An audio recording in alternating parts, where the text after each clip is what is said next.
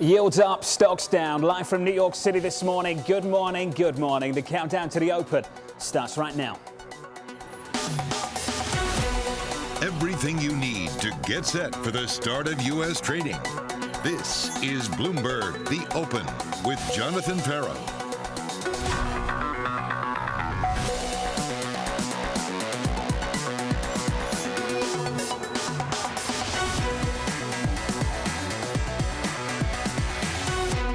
Live from New York City, we begin with the big issue, the data providing something for everyone. This jobs report. Even if we see those headline numbers roll over, the labor market is too tight. This is where we see the overheating of the U.S. economy happening. It is inviting the Fed to tighten policy substantially. This is where obviously the Fed tries to slow down things. They do need the labor market to cool. It is generating inflationary pressure. The Fed needs to loosen that up, or wage pressures will accumulate. There's still not signs of significant slowdown in the labor market. A cool-off in the labor market would be a good thing. You're trying to guide unemployment up. The data will give the Fed wiggle room. It just takes Fed rate hikes quarters to impact the economy. We're in a difficult situation. Unfortunately, when the world's uncertain, we just have to admit it. With your jobs report, let's get to Mike McKee. Morning, Mike. Good morning, John. Good news for Jay Powell. He's got to love these numbers. It suggests the economy is slowing down without going into any kind of recession yet. 390,000 jobs were restored during the month of May, and we lost 22,000 in revisions. So it is a little bit better than we anticipated, and that's good news for the Federal Reserve. Unemployment rate stays at 3.6%. That's also good news because they're supposed to be pushing up unemployment. Unemployment did not rise, but it didn't fall either. The participation rate is up a tick at 62.3. Average hourly earnings fall a little bit. They were up only 0.3 for the month, so that puts it at 5.2% for the year. And that is also a sign of maybe slowing inflation pressure. You can see the categories that mattered. Leisure and hospitality still adding back jobs. Professional and business services, maybe people are hiring contract workers right now. Retail, the big loser, down almost 61,000 jobs, but that was offset by transport and warehousing, 47,000. That's a category that shows up when Amazon hires a lot of people for warehouses, et cetera. So it could be a shift in the mix of employment in the retail kind of category. So that leaves us now with this question: where do we go with inflation when unemployment is staying steady and not rising? You can see there that it has been pushing the inflation rate, the PCE inflation rate, up by with the higher earnings. And now if that falls off, John, things could be a little bit better. You used the term Goldilocks earlier. Maybe Jay Powell is Papa Bear here. Mike McKee, thank you, buddy. I'll leave that one. I'm not going to use that term. Mike, wonderful work as always. Yields are higher on a 10-year by, let's call it 7 basis points to 298. In the equity market, we're lower by about 1 full percentage point. I didn't use the Goldilocks term. I used Goldilocks-ish, and that wasn't mine. That belonged to Neil Dutta of Renmac. He went on to say the following: the unemployment rate was flat. Average early earnings were flat relative to the month prior. The participation rate ticked up. Good news for those expecting the Fed to back off at some point. Do you share this view? Let's get to BlackRock's Rick Rieder for more. Rick, do you share that view? Would you call this Goldilocks-ish? I don't know. I'm not sure about the Goldilocks-ish. Listen, I think this is a really big report. Quite frankly, I think this is the last solid report you're going to get for a long time. If you look, and I think what Mike McKee just said, I think was pretty interesting. But if you look at what the trend is, I look at these high-frequency cyclical indicators. Retail, obviously, being soft, but leisure and hospitality, business services, the trend is coming down. I mean, when you obviously hear from Elon Musk, you hear from Amazon, you hear from the big tech companies, the trend is definitely decelerating. We have made the turn on employment, and I think today was the last. When you look at the top line headline number, that was solid, because it takes a bit of time to transition. Things like education are still strong and will stay pretty strong. Listen, the levels are pretty good. The Fed, this will do nothing to deter the Fed from where they're going. But I think it's a big report because I think we're now going to make the turn. I think the next 3 or 4 months, you're going to see these numbers decline. I could see a negative print over the next 3 or 4 months. And that's the thing that I'm keyed into. And I think that's what markets will react to and trying to interpret how deep the Fed's going to go in bringing employment down, bringing the demand function down through the employment channel. And I think that's going to be a big deal for markets. Hey, Rick, this is a big call. You think this is the last good one? Over the next 3 months, we could get a negative print. What's leading you in that direction? Why do you think that? Boy, I did it in one of our strategy meetings. I read all the companies. I mean, it is a lot. I don't have it in front of me. It's a long list of companies that are freezing hiring and or cutting staff. And it is a persistent across big tech, across some of the rapid areas that you've been seeing, healthcare. You're starting to see, and by the way, then the correlated issue to that is you're seeing restaurants. I mean, I follow the restaurant sector pretty closely, and you're seeing that all of a sudden, boy, you couldn't offer delivery before, now you can, and now the availability of labor is really improving. I mean, almost across every sector, you're hearing companies talk about we can now hire, some of the very specialized skill areas are still going to be hard. Biotech's hard.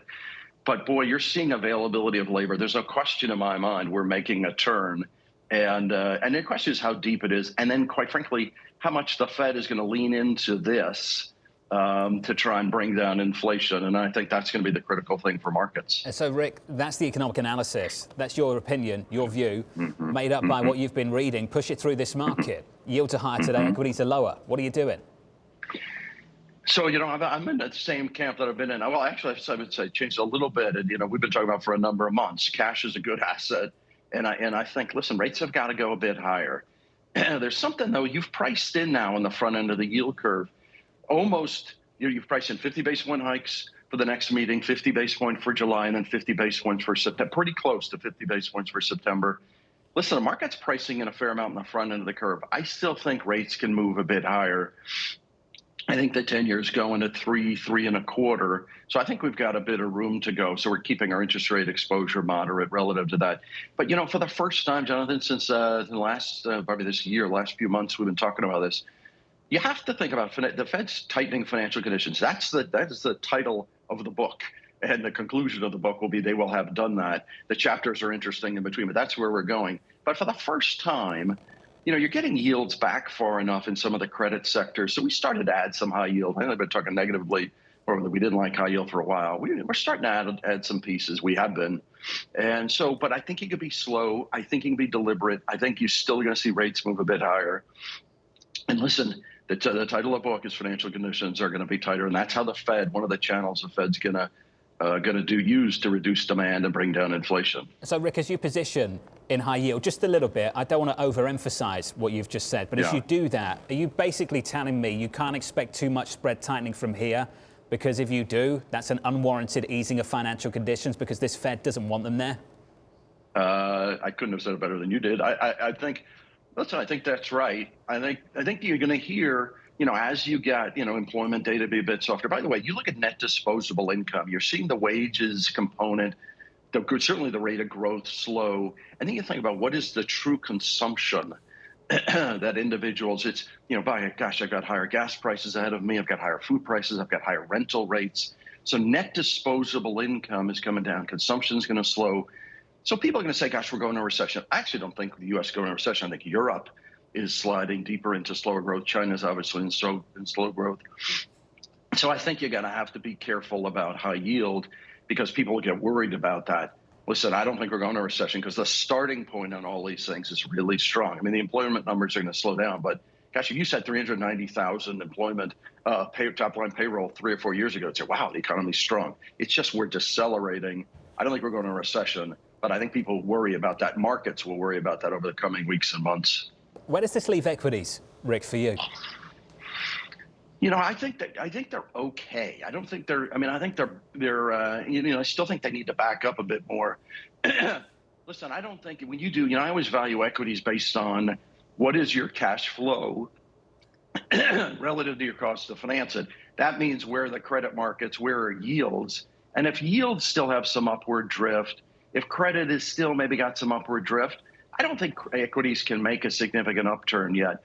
But, are there, by the way, there's some areas, we've started to pick away on some of these areas that I think have come under a lot of pressure under the cyclical framework is coming as as being softer. So I still think equities. I'd rather, quite frankly, start buying yielding assets into the portfolio before taking a lot of equity beta risk. The one place, Jonathan, that I think is really interesting, I know I talked about, I think Jamie Dimon said the same thing about we're in this hurricane of financial conditions. People buy a lot of insurance during hurricane. I like selling during hurricanes. I like selling volatility, selling some downside on equities, as opposed to taking a lot of, gosh, I want to take a lot of equity to what we call Delta 1 or beta risk today. So a bit more moderate, but sell the downside. If people want to buy insurance on we're going down 15% in equities, I'd rather sell that. You mentioned you did like a place in the equity market. Rick, you didn't name it. Where is it? Okay.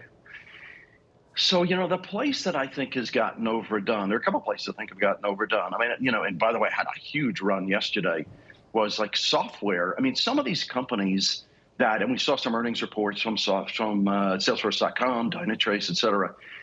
Gosh, these companies are cash flowing really well. The multiples have come down to levels that are, are not, if you're growing 30% organic top line growth, forward multiples of 2025 are not for those types of growth engines. So I think that's interesting. Again, I think you got to be a little bit careful because people worry about recession, so you don't go all in.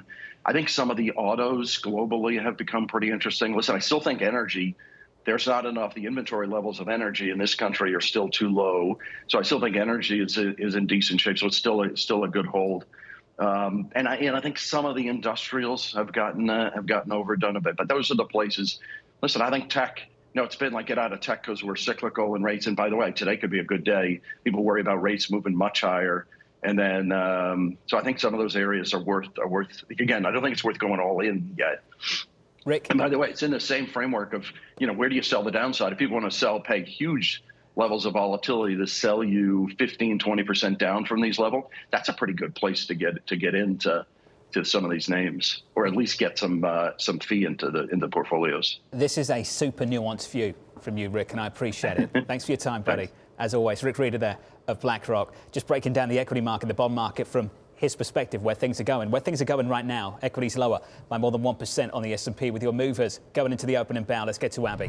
John, well, front and center to this morning's bearish tone, of course, the shares of Tesla down sharply. This as Elon Musk, CEO, of course, of that company, suggests that Tesla may need to cut staff by 10%. That would equal almost 10,000 workers. This in an email seen by Reuters titled, "Pause all hiring worldwide." Elon Musk in the email says he has a, quote, super bad feeling about the economy. So really in agreement with Jamie Dimon of JP Morgan, and really in line with what Rick Rieder was just talking about too. Now, relative to Rick talking about Apple, or tech, I should say, overall being relatively on sale today, well, there you have it. Apple down 2.6%. This, of course, as yields are backing up from that jobs report. Alphabet also down 1.1%. And software, Rick was just talking about software. Take a look at Asana, down more than 8%. This is a collaboration software company. They beat in the last quarter, but their guidance for the future quarter not great. Analysts concerned about margins and a big cash burn. There is a 27% bearish short there. Interesting, though, John, you do some work on it. Maybe there is something interesting to look at there on the shares of Asana. But overall, bearish open here. Abby, thank you. Coming up on this program, warnings from the C-suite piling up. This is among, if not the most complex dynamic environment I've ever seen in my career. The confluence of the number of shocks to the system, to me, is unprecedented. From JP Morgan to Goldman, and now to Elon Musk of Tesla. That conversation up next.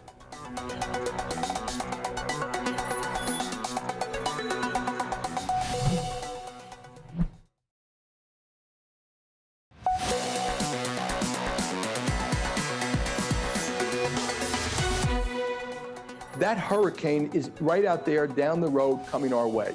We just don't know if it's a minor one or Superstorm Sandy. You better brace yourself. We certainly expected that we would have a tougher economic period ahead of us. There's no question that we're seeing a tougher capital markets environment.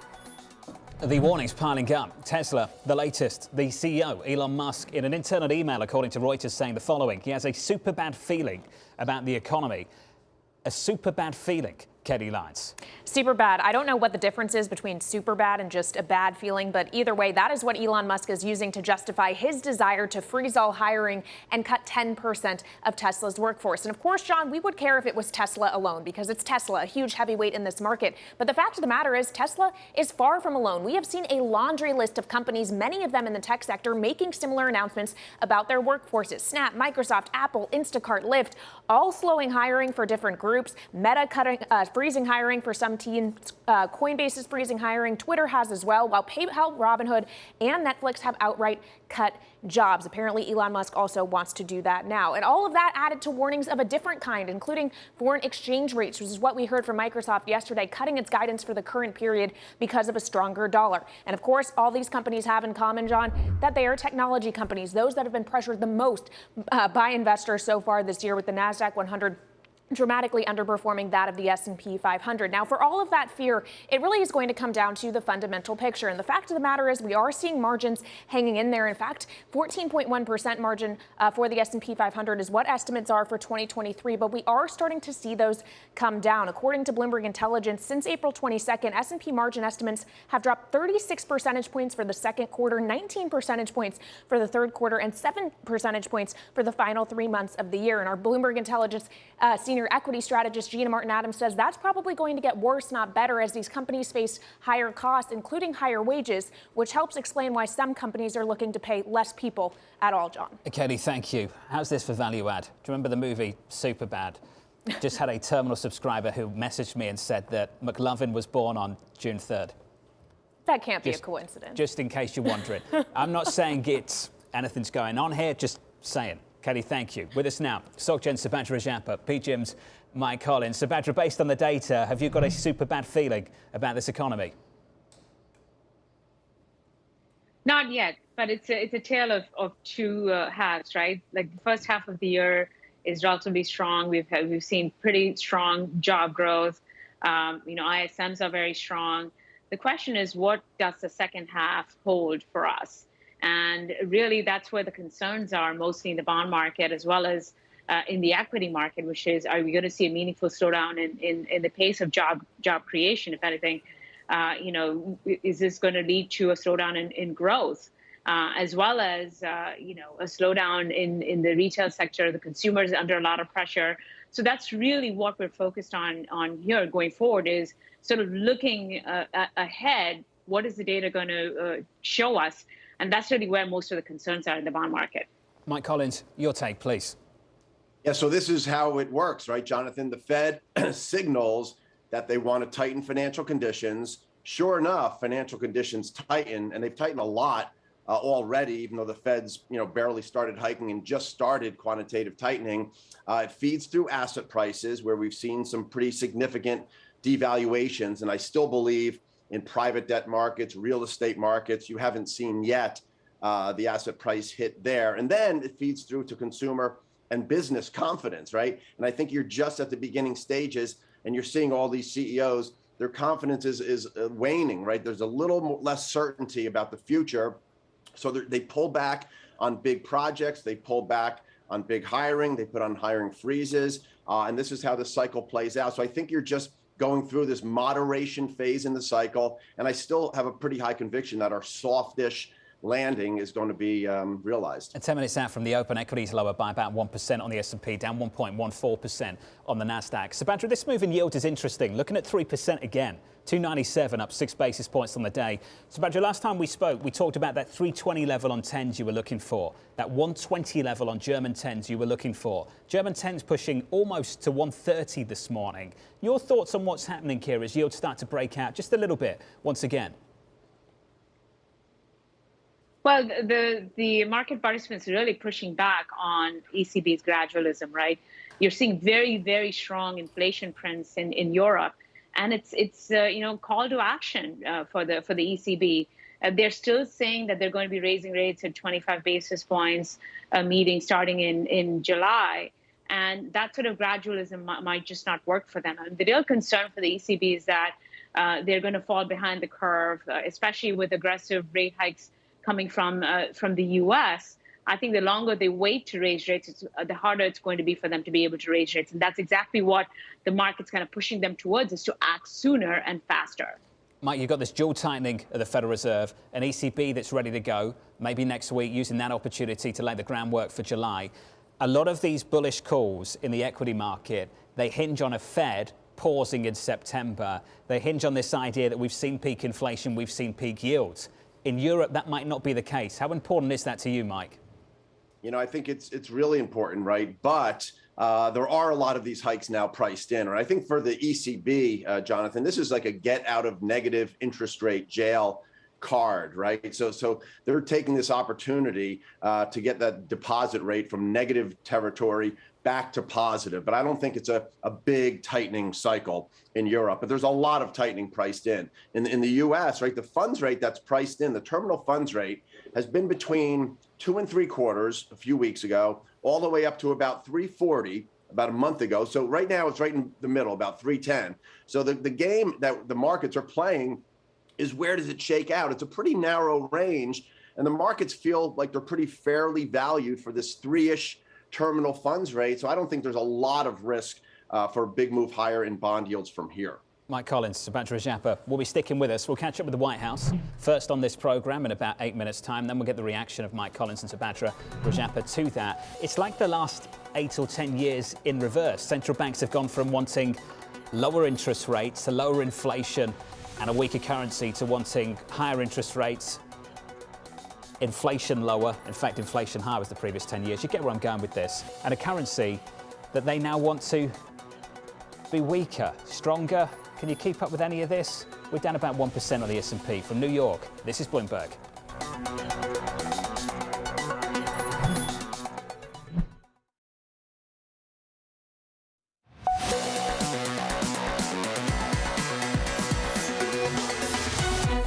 Five minutes until the opening bell. Equities lower 1%. Here are your morning calls. First up, Piper Sandler downgrading Micron to underweight, highlighting the chip maker's oversight exposure to consumers and macroeconomic trends.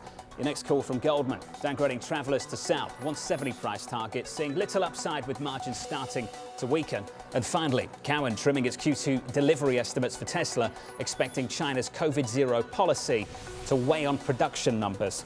Since I butchered that moments ago, the last 10 years in reverse, we've gone from wanting rates lower to wanting rates higher, inflation higher, now lower, and a currency then, everyone wanted a weaker one, now they want a stronger one. I wish we could edit a live program, but we can't. Coming up, Secretary Walsh from the White House on the latest jobs report. Reaction coming up next from New York. This is Bloomberg.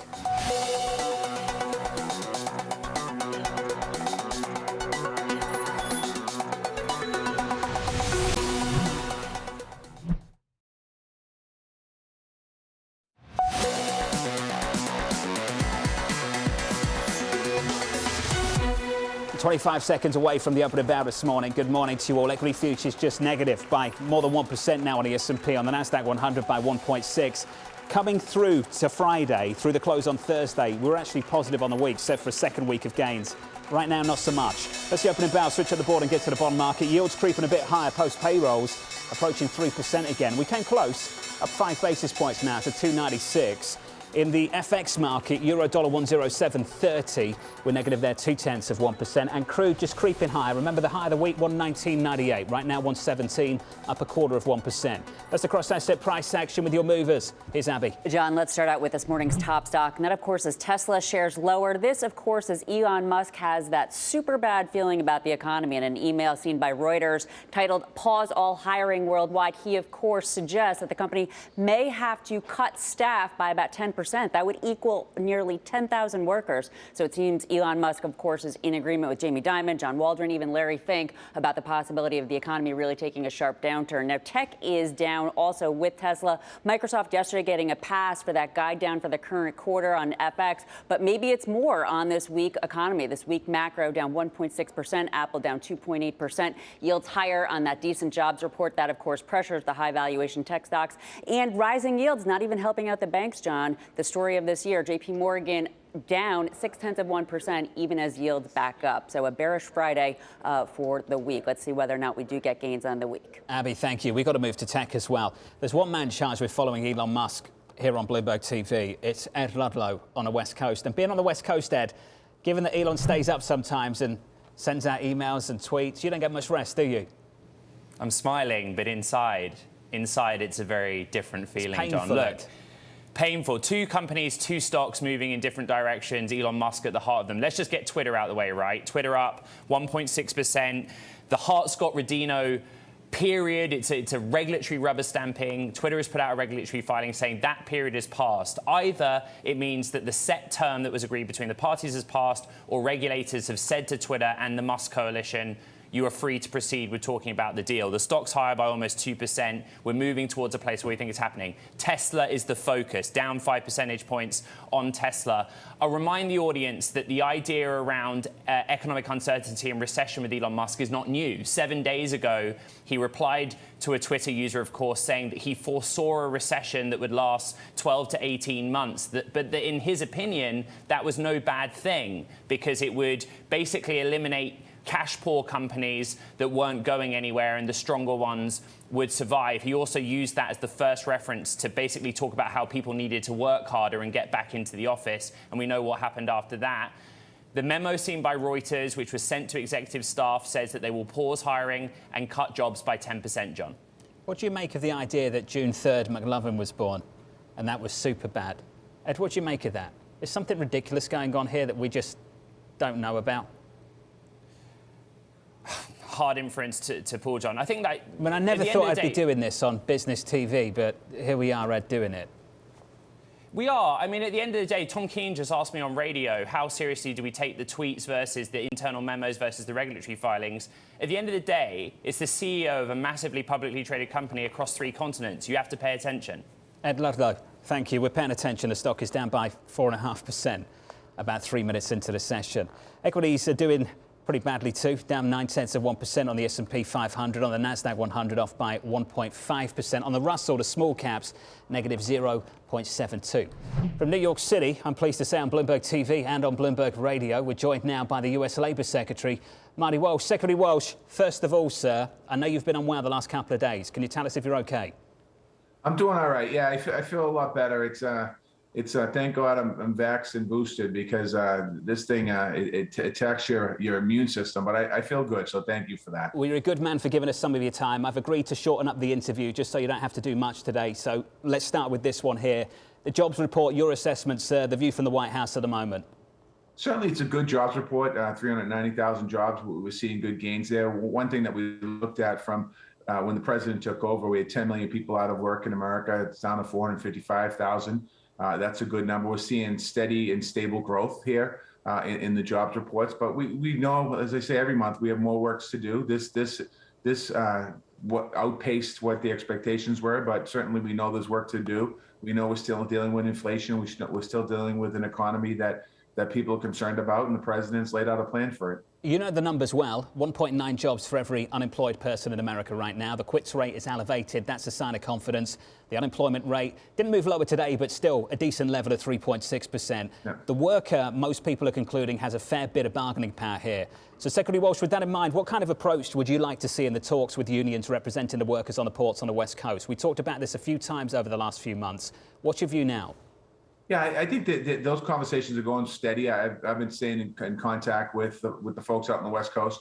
Right now, I think it's on a good pace, and they just need to continue to have those negotiations. Obviously, anytime you have a negotiation like the ports, whether it's on the West or East Coast, but in this case on the West Coast, we want to keep a close eye because we know the impacts that if it doesn't go well, what it'll have. But I feel pretty good I feel confident where they're headed on those conversations. Can you give us some idea of why you're confident based on the conversations of the last month, what the developments actually are, specifically?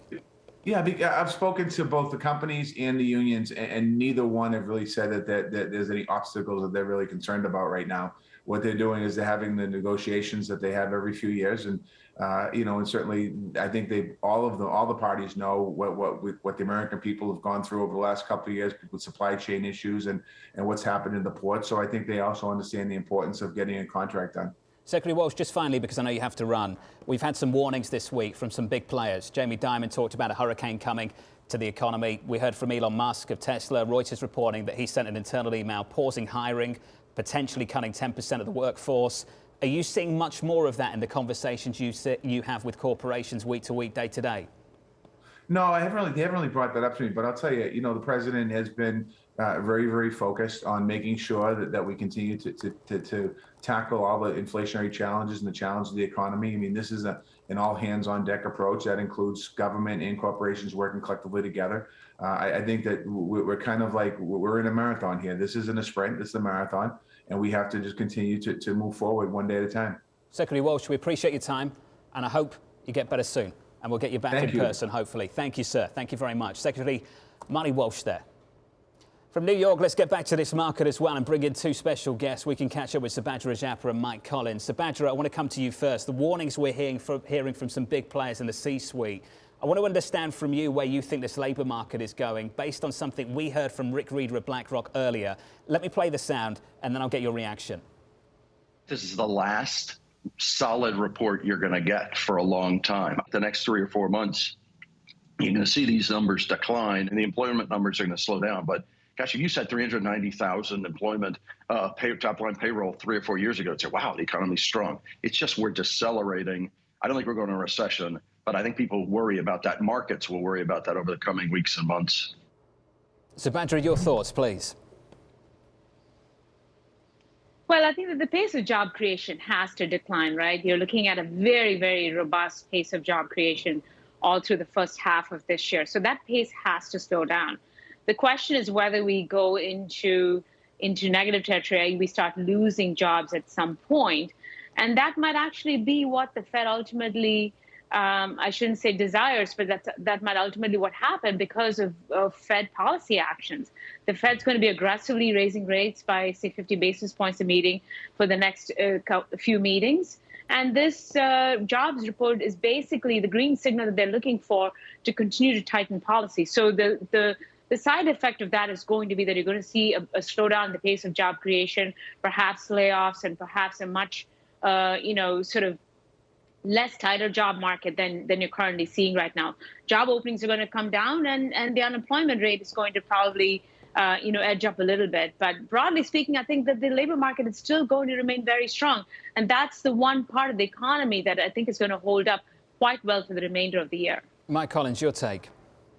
Yeah, John, as we all know, the labor market's been surprisingly rock solid, but it is decelerating. That pace of gains is decelerating. I don't think it's a function of the economy slowing as much as just running out of workers, right? We're getting back to full employment for sure. So that's really good news. This cycle's kind of moving along at a really accelerated pace, which is as expected, but things change quickly, right? I mean, my youngest daughter just graduated college. Actually, her birthday is today also, the same day as McLovin. I did not know that, so thanks for sharing that. 2 months ago, I told her, you are graduating into the strongest job market of your life. And already now, 2 months later, I'm worried that in 2 months from now, she might have trouble getting a job, right? So the markets change, sentiment changes. So I am worried that things slow more quickly than we think. I wasn't planning to talk about Superbad, the movie today. Mike, just to give you the opportunity, would you like to wish them a happy birthday? Yeah, Nikki, happy birthday, baby. Do you want to wish McLovin a happy birthday? No, we don't have to do that either. Don't worry. Mike Collins, you're going to stick with us alongside Subadra Rajappa. Coming up, OPEC garnering signs of relief with a boost in oil supply. We welcome the important decision that OPEC Plus made to increase supply. The United States will continue to use all tools at our disposal to address energy prices. That conversation up next, and a happy birthday to Nikki.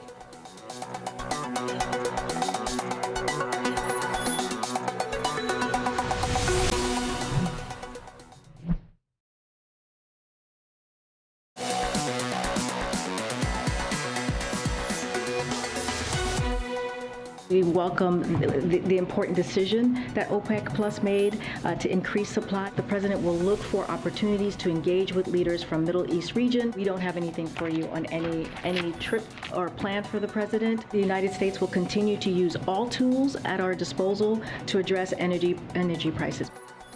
The White House facing a tough summer ahead of midterm elections. BlackRock CEO Larry Fink adding just a little bit of fuel to the gloomy outlook.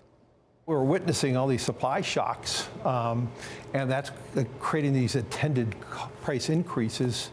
And so it's more supply driven. Most of the problems we're living with today are more policy generated and supply generated. There's greater recognition that inflation is not transitory. It is probably with us for a number of years. It's taking the temperature of the mood in Washington, D.C., in the White House and of the country. Down in D.C. is Anne-Marie. Morning, Anne-Marie. Good morning, John. It's really a rough set of situations for the White House, isn't it? Because at the one hand, you have this robust job report yet again today. But when you look at the polls, and I was just recently re-looking at the one from Gallup earlier this month, when you ask about the state of the economy, very small margins of people think it's actually going in the right direction. And then when you start to dig into it, what are their concerns? They say the leadership, inflation, and economy in general. Well, that's pretty extraordinary given where we have the unemployment rate at 3.6%. And this all comes down to consumer prices going up. And every day, the White House and advisors in the White House, like the Chief of Staff, Ron Klain, are looking at that AAA gas price average yet again today. It's another record high, and it's these issues that are really hurting them in the polls right now. What can they do about it? You know the oil market better than me, better than most. AMH, this is what Goldman said yesterday. We believe this ramp up remains insufficient. They're talking about OPEC to balance the global oil market, which is already shifting back into deficit following China's demand recovery. They go on to say, we reiterate our second half 125 Brent forecast. They think price risks is to the upside. That's for oil. Then you've got the refining capacity issue. For the prices at the pump, it just looks like AMH, things get worse before they get better. It's true. So on one hand, and we should separate it, and you're correct to do so, there's the oil market and then there's the refining issue. So when you look at this deal OPEC did, I would say on the diplomatic front, it was a win for the White House. They've been asking since August for OPEC Plus, led by Saudi Arabia, to pump more. This is in August. This is way before Russia invaded Ukraine. So for months, they have been asking Saudi Arabia to hit the pedal to the metal and really start producing more. And finally, there was a breakthrough. Now, how much oil is actually going to be physically in the market? It's not that Saudi Arabia and UAE, the ones that have the biggest spare capacity, are going to be filling that gap. It is distributed across all of the members. But some of these members, like Russia, like Angola, like Nigeria, cannot hit their quotas. So it's minimal. It's smaller of a supply deal than you would expect. But it does leave the door open. Saudi Arabia, already willing to do it, potentially are going to shun their partner, Russia, and acquiesce to the United States. Then you have the refining issue, which is basically once that crude is in the market, you have to turn it into products. And right now, those margins are exploding because we don't have the refining capacity. There's a ton of issues regarding this. One, the spare capacity for refining is in China. The second, of course, is that this really isn't a Biden administration problem. It's been an American problem. Even before the pandemic, America was not investing in refiners. So now we're left with a place where it's not just oil, but it's turning it into products, and the materials are just not there. Anne-Marie, AMH in DC, with a clinic on what to look for in this commodity market. JP Morgan came out a couple of weeks ago. It's a number that just stayed with me. The team over there looking at potentially $6 average gas in America by the end of the summer. I remember the title of the note. It said something like cruel summer, cruel summer. Cruel for a lot of people, that's for sure. Back with us for a final thought, Subadra Rajappa, Mike Collins. Mike Collins, given everything you and I with Subadra that we've discussed over the last 30 minutes or so, why have spreads tightened so aggressively over the last few weeks, Mike? What's going on? You know, spreads, Jonathan, went from arguably pretty fully valued, you know, a few months ago to fair value, maybe slightly cheap. And the yield levels have gotten really high, right? And if you just go out today and buy, you know, a 10 or 20-year treasury at a 3 or 3.40 yield and slap a bunch of spread stuff on top of that for an extra 2% of yield, I mean, you're talking kind of mid-single digit type forward-looking expected returns in fixed income, which I think is really attractive for a lot of people. So I think that demand just comes in at these higher levels of spreads, higher levels of yields, and companies are doing okay. The fundamentals are still okay, right? Even if you have a technical recession, I don't think it's going to be an existential credit crisis, and that's a big differentiator. Mike, do you think this is what the Fed wants to see?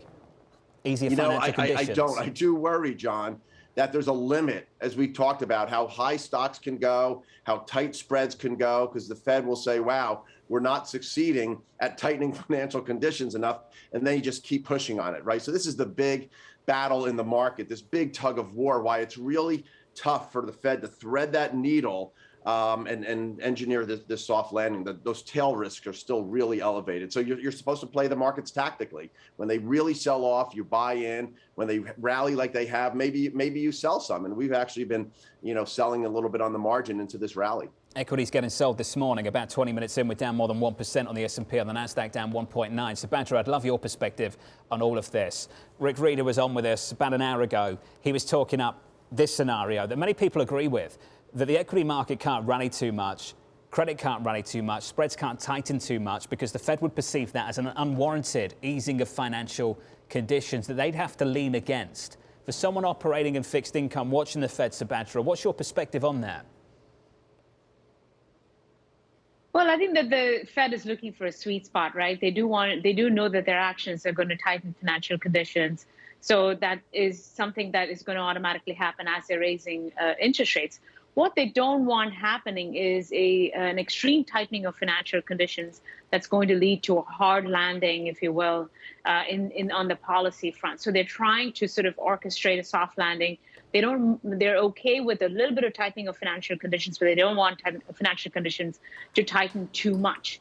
So in this sort of context, I'd say broadly speaking, I think a strategy where you start putting money into fixed income as yields, head higher might be a good one, because, equities are not going to be performing really well. I think that for the remainder of the year, you're going to see very, very choppy price action, given the fact that the Fed is actively raising interest rates.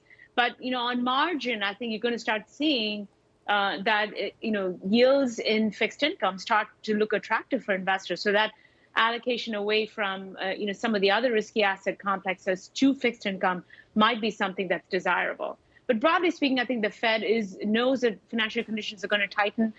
So I think that they're going to really take a very gradual approach to raising rates after they've gotten to neutral. So they get rates to around 2.5%, and then they're going to be much more aware of the impact of higher interest rates on financial conditions and take a much more gradual approach, if you will, to raising policy after we get to 2.5%.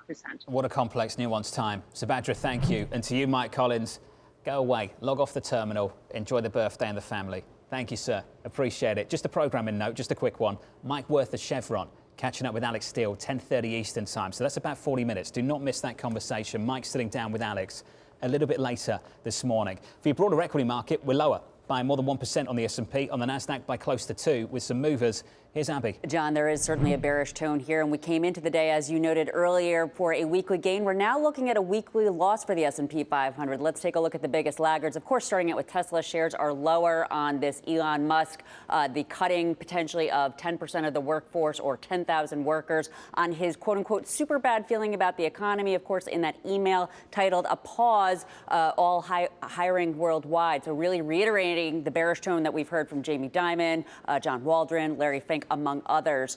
As for Apple, down 3.1%, technically in something that's called a death cross. That's when the 50-day moving average goes below the 200-day moving average. Basically, the near-term buyers want out. The last one was in 2018, but that one put Apple pretty close to that bottom at that time. So let's see. Micron down 7.6%, cut at Piper Sandler to a neutral on its high consumer exposure, given the NAND and cell phones, the DRAM exposure in PCs, those shares down sharply. And then finally, rounding it out, American Airlines down 4.3%, John, matching Delta and United Airlines in terms of bringing up revenues, but they're talking about capacity down, fuel prices, those shares lower, really dragging on the S&P 500 at this point, John. Anyone who's tried to book a flight in America in the last couple of months, this is no surprise to them whatsoever.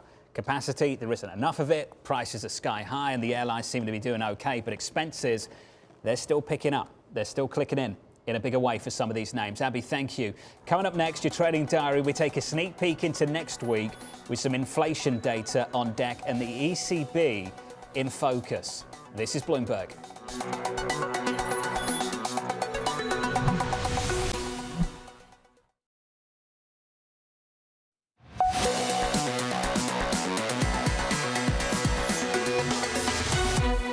26 minutes in, we're down by more than 1% on the S&P, by 1.7% on the Nasdaq 100. That's the price action. Here's the trading diary. The ISM services data coming at the top of the hour. President Biden speaking a little bit later, 10:30 Eastern. PMIs from China over the weekend. An RBA rate decision Tuesday. An ECB and Lagarde news conference next Thursday. And finally, US CPI just around the corner. The median estimate so far, 8.2%. From New York, thank you for choosing Bloomberg TV. This was the countdown to the open. This is Bloomberg.